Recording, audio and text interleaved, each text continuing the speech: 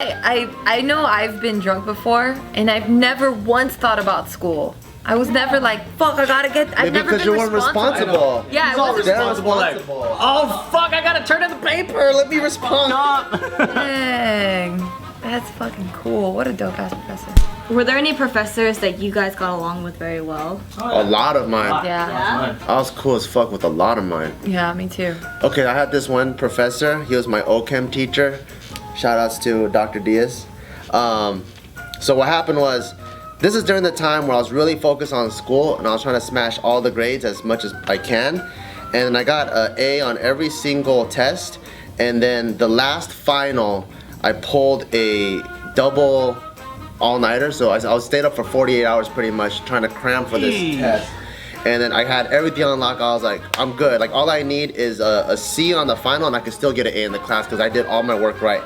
I came in, I completed the final except for the last short answer question, which just takes up the whole page, but that's worth half of the entire final, because that is the accumulation of everything you've learned, and he created this one problem that requires everything you learn in order to solve it. And then when I got to it, I just had like a brain fart. Like, I knew it, I was like, fuck, I fucking know this shit, but my brain just farted so fucking hard because I think of the 48 hours no sleep. So I was like, what the fuck am I gonna do? Because now I worked so hard the whole semester that if I get a 0 on this and I get a D on the final, I end up getting a B. I need a C to at least get an A in the class still. I'm like, fuck. So I end up writing a letter. I wrote, Dear Dr. Diaz. I was like, you know, I've been killing it on all the fucking, on every single test. I show up to class early. I always sit in the front. And for some reason, I just had a crazy ass brain fart. And hopefully you can take my entire performance and progress into consideration when grading this final. And then I wrote, sincerely, Bart. I gave it to Tell him to slay. No, I gave him the final. I turned it into him, and I was like, "Can you read the last page of the final?" He flips it over. You asked him? Yeah, because I wanted to see. I wanted to like go home with a feeling of knowing either it's gonna go my way or not my way. So he reads it. He starts reading, and he starts like laughing and giggling, and he goes, "All right, I'll see what I can do." And I'm like, "All right, cool." So I'm like shitting bricks like crazy because I needed to get A's on all my science classes in order to transfer. And then finally when the grades came out online, I looked and it said A. I was like, nice. Fuck! He fucking passed me. I was like, yes, thank God, He probably looked at your whole record, like if you've been killing all your tests, perfect attendance, you've been contributing, and he knows, oh, this guy just fucked up. Yeah. That's awesome though, because a lot of professors aren't like that. I'd be like, where's my royalties, dude? That's my fucking wife's belly. Like, that's my jeans. Money off of her, and I'm not getting a cut. Like, that's what I would be pissed off But about. if I got the cut, then I'd be all right. I'd be like, cool. All right. Now I licensed those photos, and this is a legit business trade. No, but going back to what you were saying though, if they were actually in front of your face taking photos, that had actually happened to me when Casey and I went to New York. There was this really, really weird, creepy Asian girl that was following us. And this was before I was even like in front of the camera a lot, so I knew it wasn't through JK that she wanted to take photos of me, but she kept doing this. And she kept taking pictures of me, and I'm like, Casey, I think she's taking pictures of me. And then I'd move, and she would follow me. And she kept doing this. And I'm like, that's so fucking scary and creepy. Why like, did you confront her? Yeah. Casey ended up confronting her. He was like, hey, are you taking pictures of her? And she was like, we couldn't understand what she was saying. She couldn't speak English. So I was like, Casey, what is she saying? He's like, I have no idea, I can't understand her. But pretty much what we could pick up on the words is, my company wants pictures of people. And I'm like, what the fuck? What company? What are you using these photos of me for? Yeah. I was so creeped out. And then he got in her face because she kept taking photos even after he was like, can you stop? Like, stop taking photos of her. And so we kind of went to the other side, like further down, waiting for the train.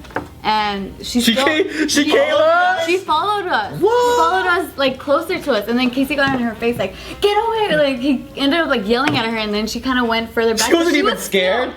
Yeah, like she was, she walked back like, cause there was a crowd of people, and she walked behind the people, and she was like between the people taking photos of me, and I was like this. I'm like fucking crazy. You guys should have took the photo and slammed it on the floor. Casey said he was about to do that, but then the train came, and I'm like, oh, well, I'm glad the train came, because then I don't want. That's crazy how she wasn't even afraid. Yeah, it's just persistence on that. Yeah, it was so creepy. So I can only imagine how this lady's feeling. Like, That's so funny how after y'all find out she's still doing this. Now she's okay, fuck, they already know. I might as well just do this shit. she was still doing that. Crazy. So creepy. So I feel for this lady how creepy it is. Remember that one story where that fucking pedophile was taking pictures of that kid during the that cruise, and the dad came and fucking grabbed that camera, smashed that mother. But then you're like, oh no.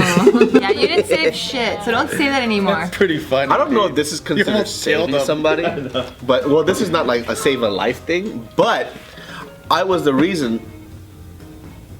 No, this is coming out bad, but you'll listen to the whole story. I was the reason why my friends got divorced. So like, That's not no way. considered. What good way can come out of this? So I didn't know that. So when they broke up and they split, it was like a terrible divorce or whatever, whatnot. And then I saw her recently when I went back to Sacramento, and then she was like super happy because when I first met, she was super quiet. She wouldn't say anything, and so she was my friend's wife. But then I got to know her over a few years and stuff like that. But she would never say anything. And then when I saw her, she was like super energetic, super happy. And so what happened was like. I hadn't talked to her since they got divorced, and I was asking her, I was like, well, why do you look so good and so much happier? She goes, well, after I left him, like, my life started getting back together a little bit more, and I was like, oh, I didn't know this is how you really are. And so what happened was, we went to go out to eat dinner, and then at this time, she wasn't working, she didn't want to go to school, she didn't want to do anything but stay at home. And I looked at her and I was like, well, you right now, you're very young, you have a lot of things to look forward to. Like, how can you wake up every day knowing that you don't have a plan set for you? Like, you are wasting your life and you're wasting your talent. You need to go do something with yourself. And so she took that, and she said that every day since I said that to her, she couldn't stop thinking about it, and she realized the reason why she wasn't getting far was because of him, so she divorced him. Yeah. But now she got rid of the anchor though. Yeah, so then she graduated. I think she had, yeah, so she graduated. She was like, I think she wanted to be an esthetician. She found that that's what she wanted to do. Go you. And now she's going to a university, and she's going to graduate from there, and then she'll look for a job after. It started with the words. Yeah, that sparked it all. You need to fucking do something. Yeah, and I just put my hand on her shoulder. I was like, hey, quit being a loser. Ever fucking tell him that that's happening, because he's gonna hate me, you know? Because that wasn't the goal. Because you could tell that they were kind of. Let's hope he doesn't watch JKNEWS, by the way. Oh yeah. But she realized. Yeah. He was a lazy bum. Yeah. But he fucked up. He did. Yeah, it was just a very interesting relationship. I just don't think those two people matched together, and they were just bringing each other down. So. A lot of relationships are like that. Yeah. I mean, I don't know if I saved a life, but I found this little girl at the mall, and she started crying because she started calling for her mom. And she had no idea where her mom was, and I tried to look for her mom too, but I didn't see her either. So we just ended up walking around the mall because I was just trying to find a security guard to just report that there's like a missing child. And so I got a hold of one guy, he phoned in the other security guard, and then I guess when the mom came, she immediately rushed over to the little kid and saying like, where have you been? Like, oh my gosh, I was so worried. And then at that time, like, I just slowly backed away because like I just wanted to make sure that they were reunited so then I can just go on. Was that an Asian parent and shit? It was an Asian parent. She's like, you could have died, I'm gonna kill you. Yeah, and apparently, it looked like she had an older sibling too, the little girl. But I mean, I don't know what exactly happened. But later on, the mom found me, and she literally was like, "Oh my gosh, thank you for saving my daughter!" And I was like, "Okay." And I was like, "It's okay." It's like I'm glad that you guys. But see, are you're together. lucky. It's because you're a girl that you can do that. Because I feel like if you're a large male, Oh, that's true. and Korean, then you come and do, hey baby, you know, like, people like question your motive. You know? You looking for a home? You know, it's absolutely stupid. For me too, like for you to steal shit from our store is stupid because it's cosmetic. Has nothing to do with you feeding your family. Has nothing to do with you living a better life. It's cosmetic shit. You don't need it. Get the fuck out. You know. It's true. My first job was with my aunt. She would sell stuff at swap meets, and I would help her hustle it. How old were you? 10. Oh, tight. Yeah. Started late. For a Mexican, that's late. I must have started real late then, because I think I had my first job at 17. But was it like a job? It was a job. But How's the first way you made money on your own? yeah, that was the first.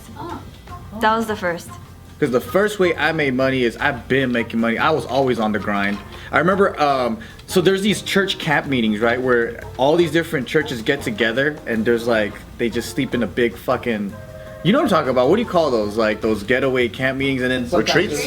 Retreats. Yeah. But there's sometimes like a market or a store there.